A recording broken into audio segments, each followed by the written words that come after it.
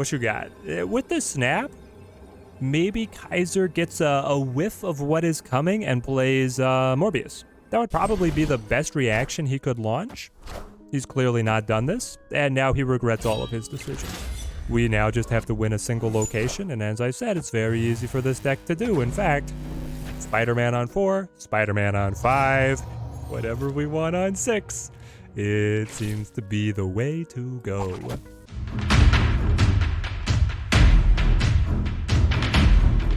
Welcome back, my friends, to Marvel Snap. The new hot location, the Space Throne, is giving me the excuse, the opportunity to revisit a control archetype that is near and dear to my heart.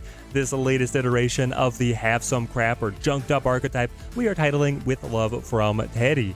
I saw this creeping up around ladder a couple times, and I was really excited about the iteration that people were running, bringing in Ebony Maw as a very generous gift over to the opponent's side of the board. Oh, why, thank you. 7 points. You guys have to be happy about that, but locked out from being able to play to that location.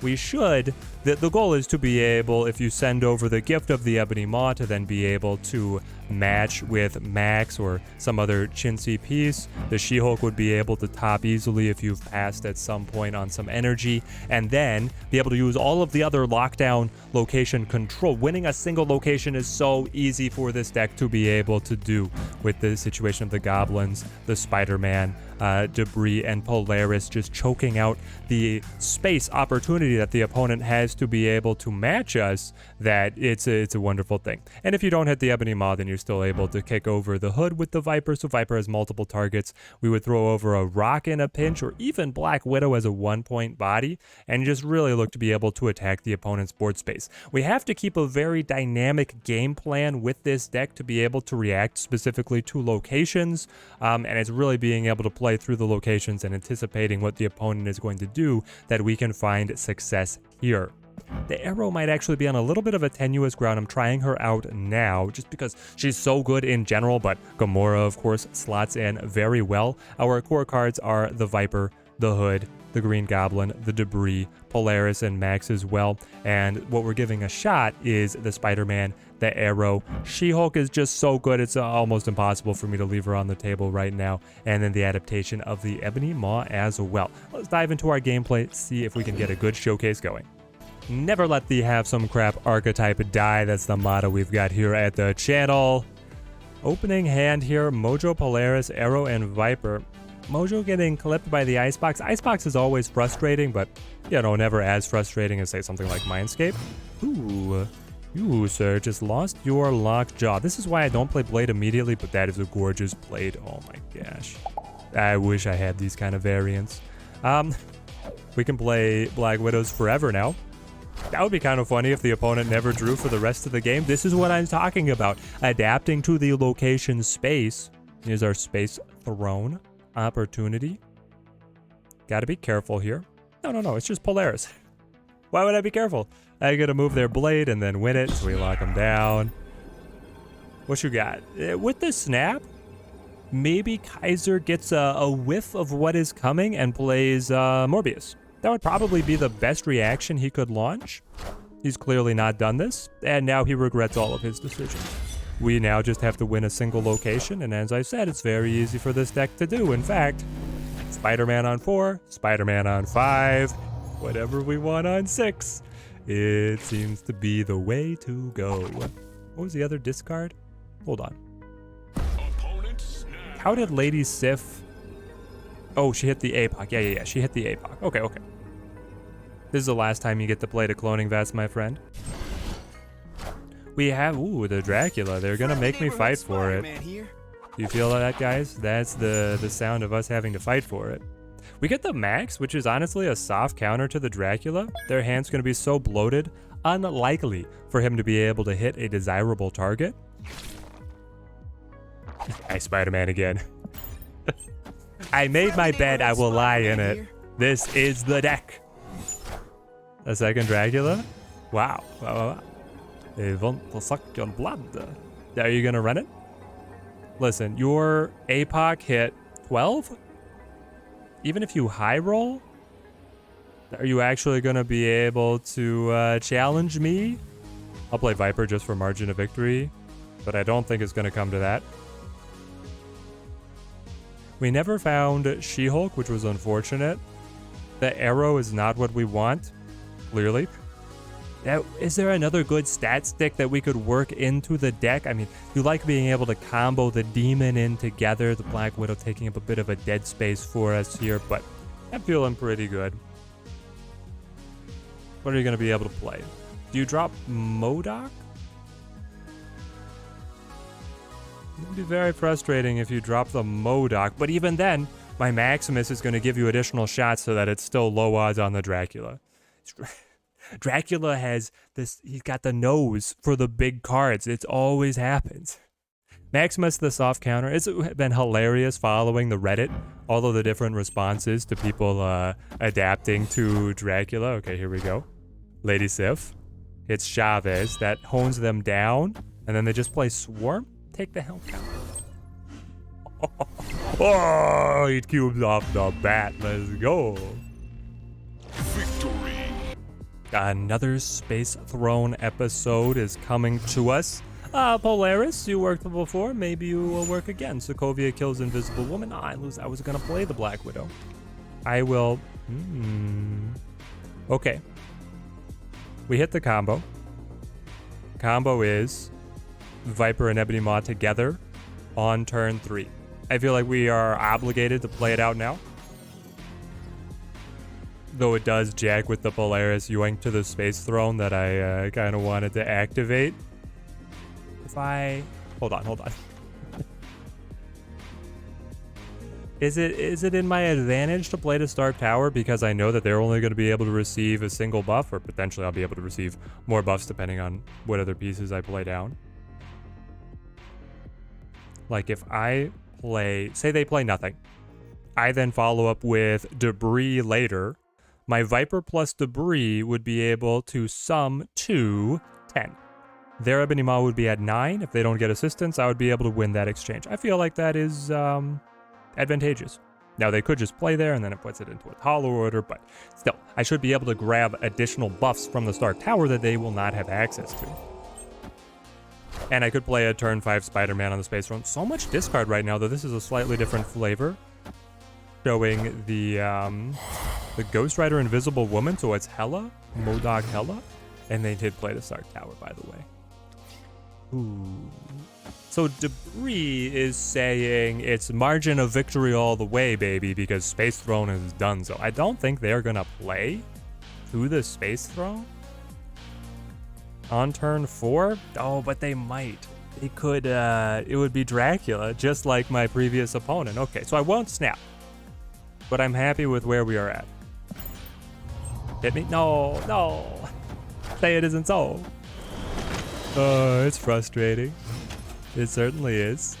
But now, I play my Spider-Man, I play my Hood. Hood will be able to grab the buff. And then I will additionally have the Demon ready to play in. Yeah. What am I looking to be able to draw to fight at Sokovia? No, it doesn't matter because of the Spider-Man. I just have to top whatever they play right now.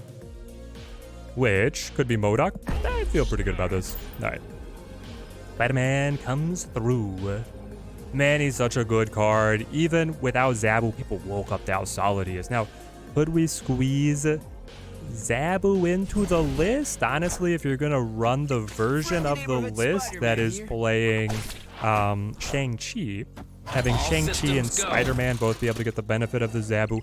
Maybe you bring in another stat stick card. I'm not sure exactly what it would be, but we hit. Does the opponent believe me? I think that hang on. They will get 1 additional tick on the Morbius, taking them to 6. We win. Okay. The formality. Yep, there it is. Another clean one. Man, looking clean with it. Discard has no chance. This Space Throne again. This is 3 in a row. Are you kidding me? It's so good. Cube short of a rank. I love the new titles that they've been adding in. All right, well, this time it's Green Goblin sailing across. For certain. Titan doesn't help us. We will Black Widow. The Green Goblin sails across, and then Spider-Man locks up another lane. As long as the Goblin lands, I'm snapping. I mean, I feel like I need a snap prior to Rock, even better. gum up the decks. I don't need any other help. We got what we need. We will probably want something other than Aero to be the finish in behind the Spider-Man, but hey, win for it? Oh. Countered. Spam. Listen, I'm good humored about it.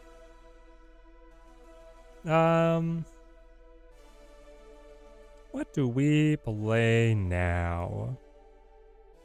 And is there a prayer? I don't know.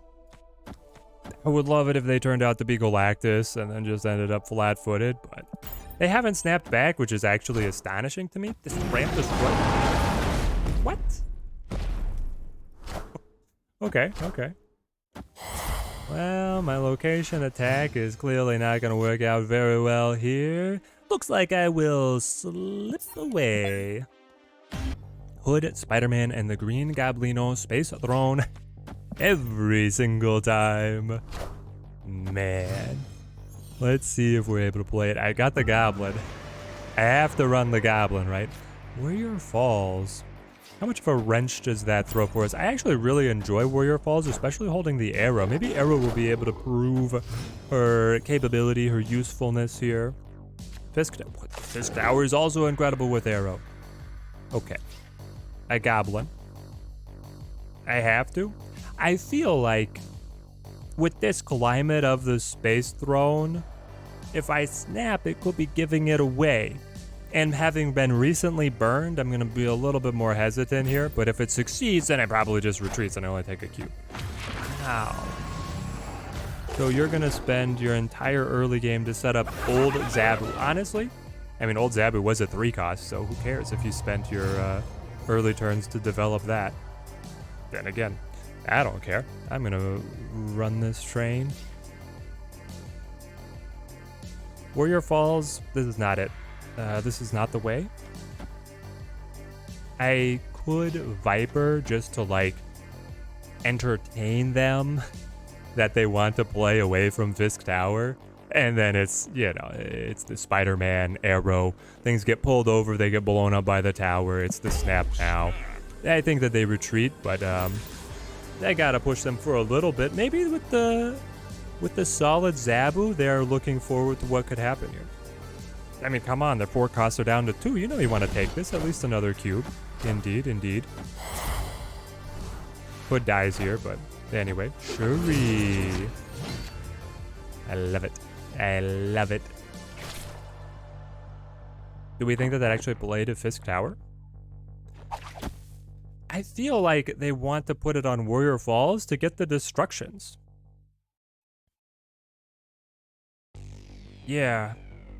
Also, if they do put it to Warrior Falls and I play the Spider-Man, there's no chance. Though if it's the 30-point Red Skull that I think it's gonna be, even if I play She Hulk follow up the Fisk Tower, there's probably no chance. Weighing the options. We got it. Oh, the read. Now they're gonna retreat, I'm sure. What? Ooh. Hold on. Is there a Zola in your future? Doesn't matter. My Aero kills it. Yeah. Victory. I love it. So here's our incredibly generous giving deck. I mean, the most friendly deck that you're ever going to see, giving over so many cards that we've worked hard. We paid the good money for them, but we'll let the opponent have their benefit. This deck is so much fun. This is the latest version of the archetype. It's performed fairly well for me so far. Really helped along by the hot location. So if you're looking to be able to jump up on the back of the hot location, this is your ticket to the top. If you want to play a leaner and more tested version of the deck, then, well, it's over in the corner. The top is still the same. This version of Junked Up with the Gamora and the Doc Ock gives you different options on the finishers, and then the Shang-Chi helps you really just punish off of the back of the Doc Ock, or when locations get filled up, they get pressed to try and play a really big body. Shang-Chi is the answer, and with Shuri running around, Shang-Chi is so dang good. You might want to try and fit Shang-Chi himself into this list up above. If you guys do give this one a run, then let me know how it fares for you. I hope it gains you many cubes on your climb up to infinite. Till next time, thank you guys for watching. Keep on snapping.